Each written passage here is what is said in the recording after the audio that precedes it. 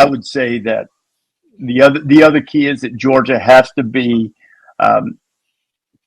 as effective throwing the football as they have, and it would certainly help if they'd be a little bit better running it. But I mean, they're dynamic passing. Texas hasn't seen anything like it, in terms of a veteran quarterback and the number of problems that Georgia can pose on offense. So I think it's going to be a great game. I think Georgia's got a great chance to win. Do I think Texas should be the favorite? Yeah, I do. But I'm not. I've seen way too much Kirby Smart football to think that Georgia goes into any game completely outmanned and with no hope. I don't buy that at all. Okay, Rece Davis, I respect your takes, but you're coming off strong with statements like that. This is Sports Guy Talking that you guys are watching and listening to. I am Dustin Tran, your host, as I am here today to talk about Rece Davis predicting that Georgia will beat Texas in a huge SEC matchup. Remember, this is a must-win game for both of these teams, as this could determine whether or not they will make a run to the SEC championship game.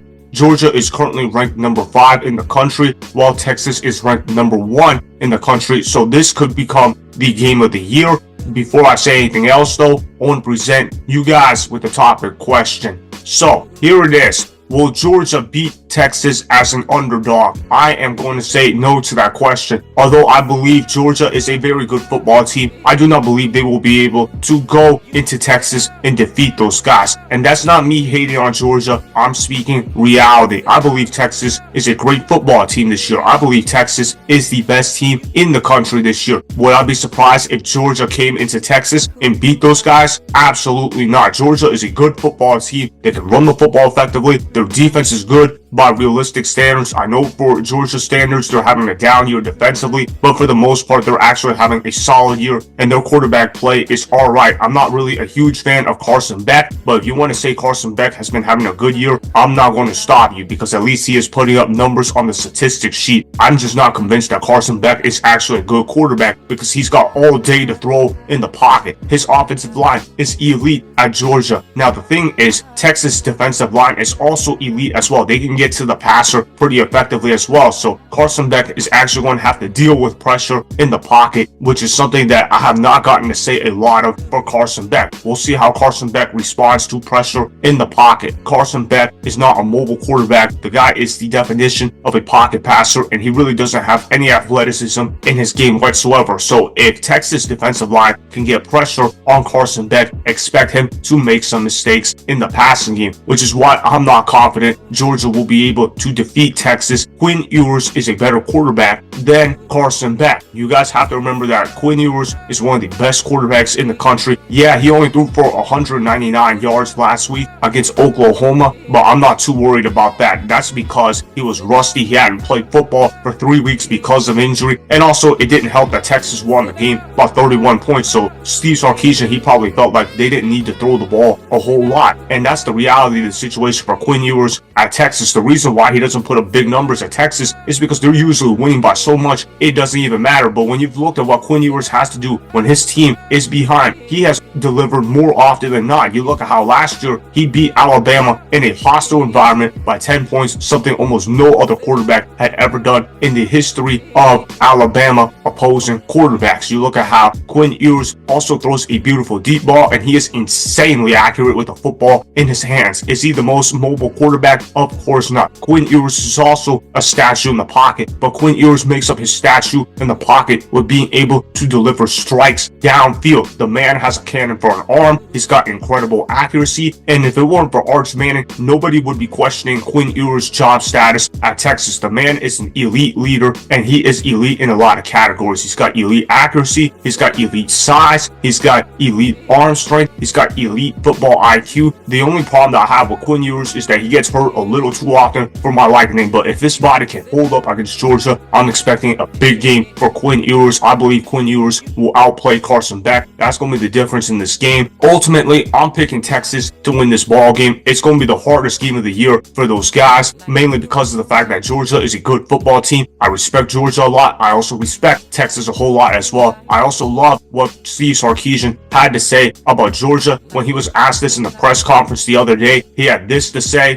roll the film. The messaging stays very consistent on a lot of the things that we talk about, because I think the players appreciate consistency. If they know that I'm consistent with what I'm doing, then and when I'm asking them to be consistent of what they do week in and week out, it's a little easier if I'm embodying the same things.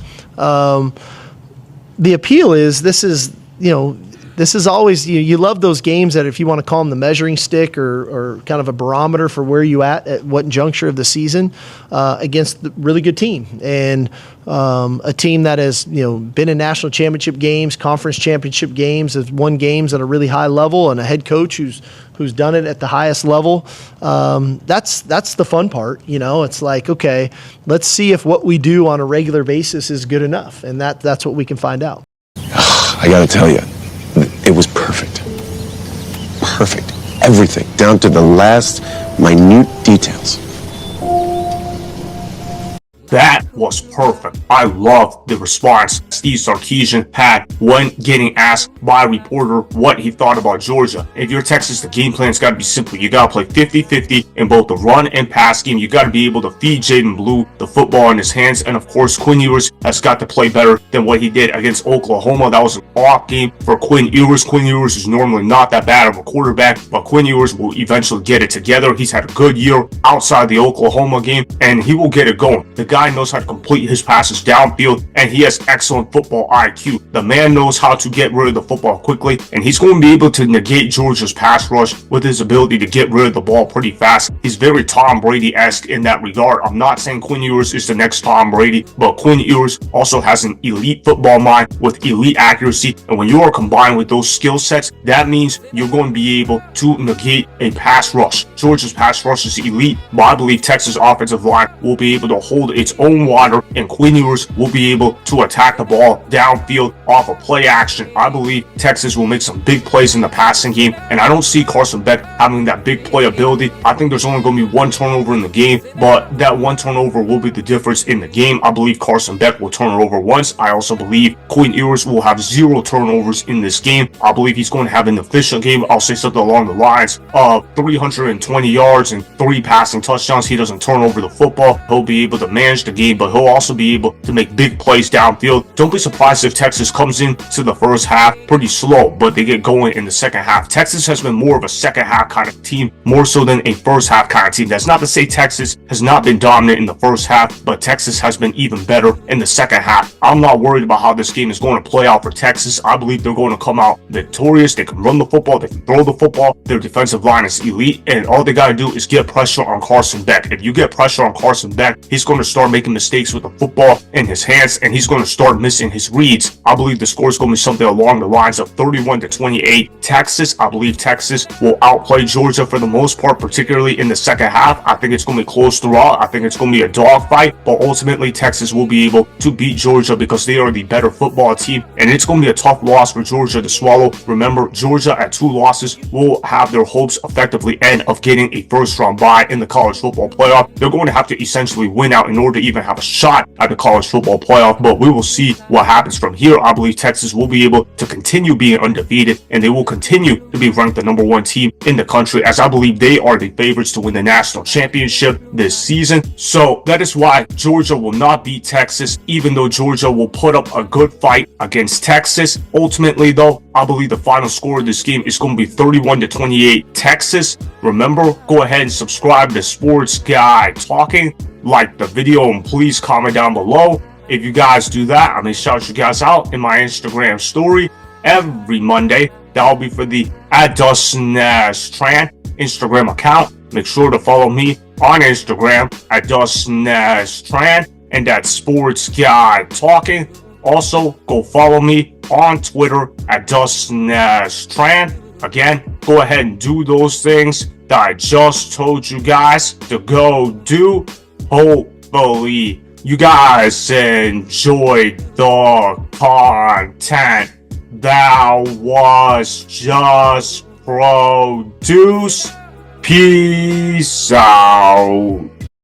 I hope you enjoyed that video. Want more Sports Guy Talking, the home of great sports content?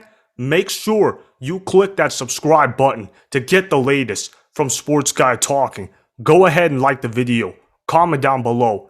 Check the description box on the video in order to follow my Instagram and Twitter. Also, be sure to check out more of the best clips from the YouTube channel, Sports Guy Talking.